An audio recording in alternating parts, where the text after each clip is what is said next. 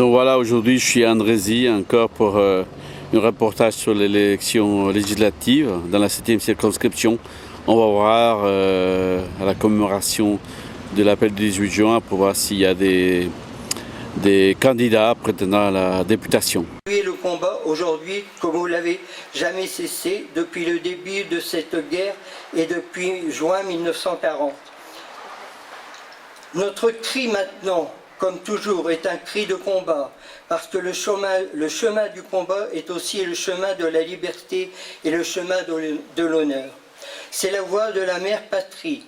Nous continuerons à faire la guerre avec nos forces de terre, de mer et de l'air, comme nous le faisons aujourd'hui en Italie, où nos soldats se sont couverts de gloire, comme ils le feront demain en France métropolitaine.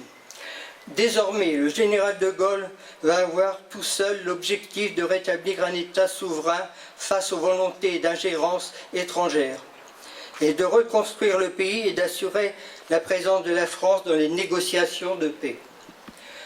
84 ans après, un appel depuis Londres saluant l'engagement du général de Gaulle, sa fidélité à la République et ses valeurs.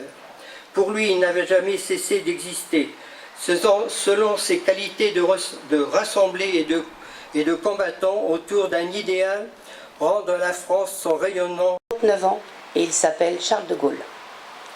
Naufragé de la défaite, sans troupes, sans moyens, sans guerre de crédit encore, mais c'est lorsqu'il est seul et démuni de tout que se révèle l'essentiel, sur lequel tout l'avenir sera bâti. Une foi invincible dans le destin de la France, une confiance inébranlable dans la victoire des Alliés. La guerre n'est pas terminée. Non, il n'y a aucune raison, ni de cœur, ni d'esprit, d'accepter l'armistice infamant. Ce soir-là, avec cette allocution que si peu ont entendue, mais que tant répéteront, le général a fait jaillir une étincelle.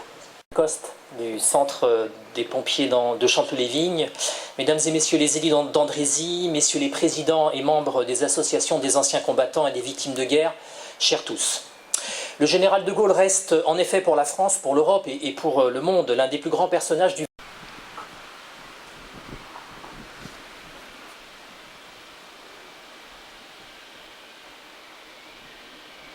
Cette minute de silence sera suivie par la Marseillaise.